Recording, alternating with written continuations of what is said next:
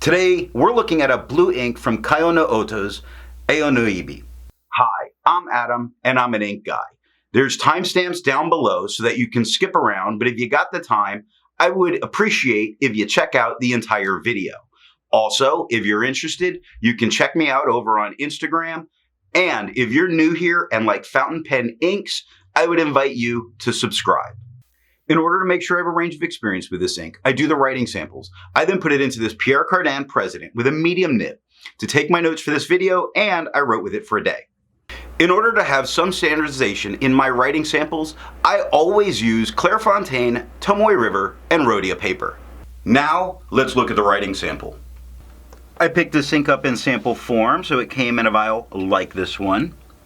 To keep my writing samples consistent, I use a Jinhao 159 with a Goulet 1.1 stub, a Jinhao X450 with a Goulet medium, and a Jinhao X750 with a Goulet extra fine. Let's take a look at the Clairfontaine.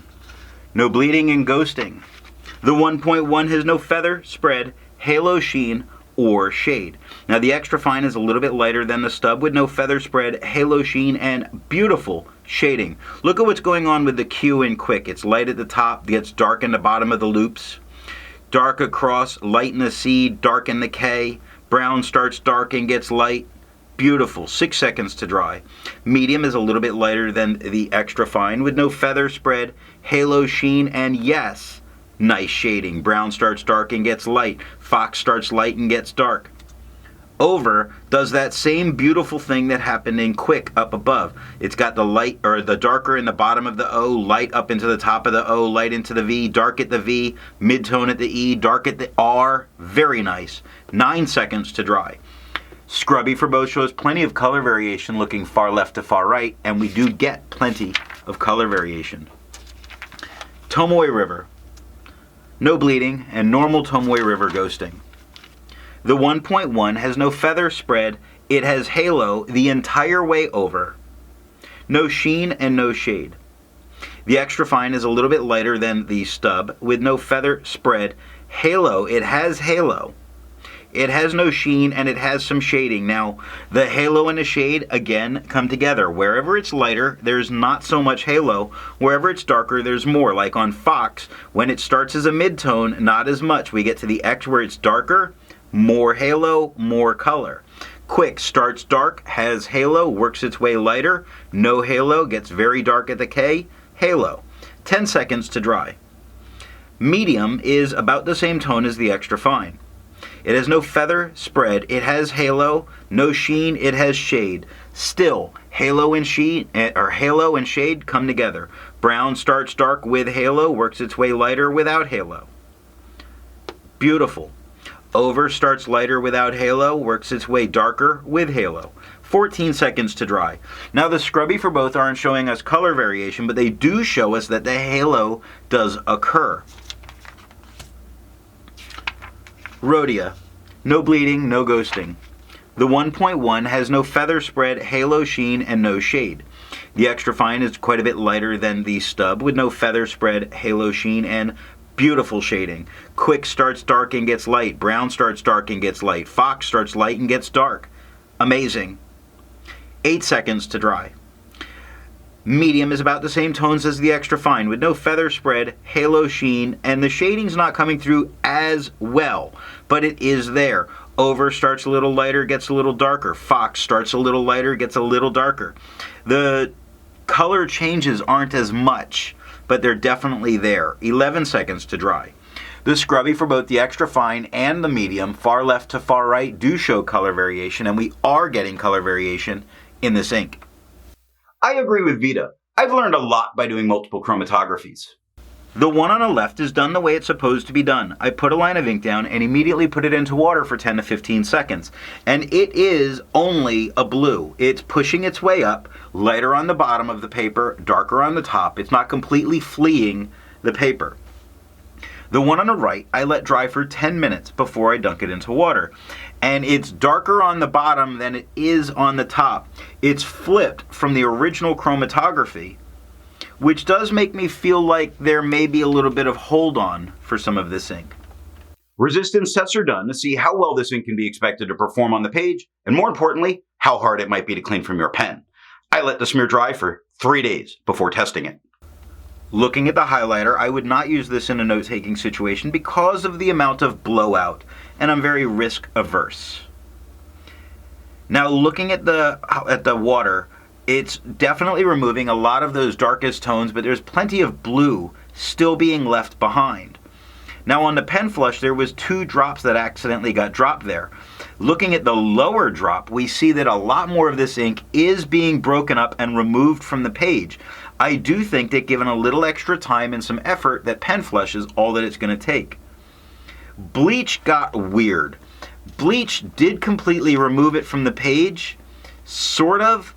I think it left a little bit of the blue, but it turned a lot of it pink. And it's not something that I saw at all in the chromatography. It's a response of the chemicals that are this ink to the bleach. I test ink viscosity or flow by using a tilt test, and I'll link that somewhere here. And for the inks I've tested, I have found an average viscosity of 2.5, with the realm of normal being from 2.1 to 2.9. Put the data onto a bell curve or standard deviation for it to be easily understood. Kayono-Oto's Aonibi has a viscosity of 2.88, putting it on a very high side of normal, but still normal. To find my average dry times, I use my writing samples done on Clairfontaine, Tomoe River, and Rhodia paper. I average all of those. Now for the inks I've tested, I've found an average dry time of 17 seconds, with a realm of normal being from 13 to 21 seconds.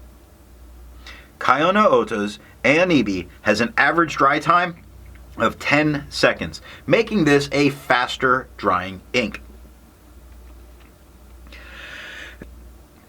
Instead of finding inks that look like tags Kayono-Oto's Aonibi, I would prefer to find an ink that complements its color on the page. And this is a nice gentle blue that I wanted to put with a pink. So I chose Private Reserve Rose Rage. The second writing sample is done on yellow Rhodia, Levenger, and White Lines paper. Here we're looking at it on yellow Rhodia paper, and it was the resistance test response to bleach that really made me wonder what kind of tone change we might get for having a yellow paper behind this blue ink. And the thing that's interesting is the 1.1 seems unaffected. The scrubbies seem largely unaffected, but the medium and the extra fine writing definitely turn a turquoise to turquoise green or green from the yellow background. Professional notes for those that work in an office with yellow paper. Levenger paper. No bleeding, no ghosting. The 1.1, no feather spread, halo sheen, and no shade. The extra fine is lighter than the stub with no feather spread, halo sheen, no shade, 6 seconds to dry. Medium is darker than the extra fine, about the same tone as the stub. No feather spread, halo sheen, no shade, 7 seconds to dry. Now the scrubby of the extra fine does show some color variation left to right.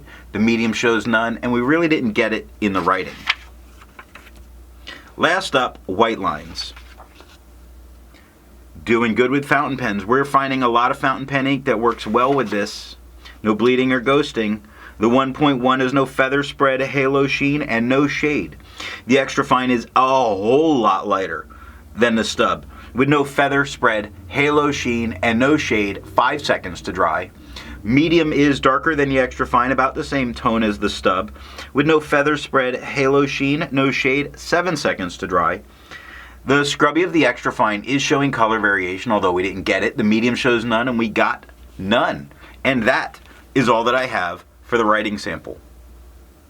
So what do I think of Kayono-Oto's Aonibi? This is a fantastic blue ink that really shades very well. It puts down a nice tone, shading from medium to dark very regularly, really making its writing pop.